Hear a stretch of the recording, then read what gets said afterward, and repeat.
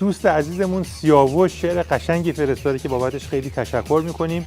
از تو گفتن کار هر کس نیست ای زیبا غزل، من برای گفتنت باید که مولانا شوم. همینطور تشکر میکنم از دوست گرامی فرشته. کلیپ‌های طنزی که فرستاده بودید خیلی خوب بودن، خیلی استفاده کردیم. مطالب طنزتون هم همینطور، طنزپردازای پیک‌شادی خواستن که حتما از طرف اونها هم از شما تشکر بکنم.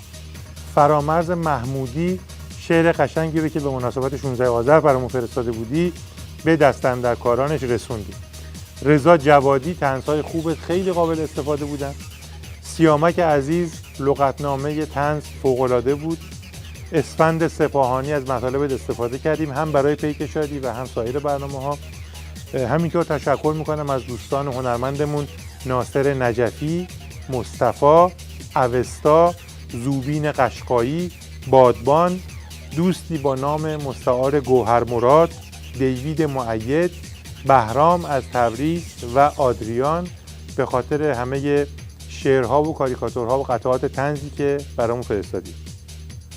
محمد از استرالیا خیلی ممنون بابت همه کارهای قشنگی که ارسال کردی. هم کلیپ‌ها بسیار خوب و قابل استفاده بودن و هم متون طنزت مثل همیشه قوی و مؤثر.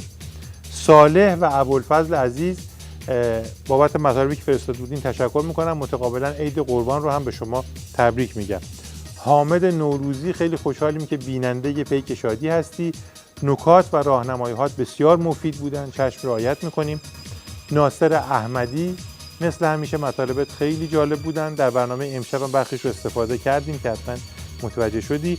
از سایر دوستانم که مطالبی فرستادن متاسفانه فرصت خوندن اونها نیست، هم تشکر میکنم و هم معذرت میخوام. جوابهاتون رو روی صفحه فیسبوک پیک شادی خواهیم داد.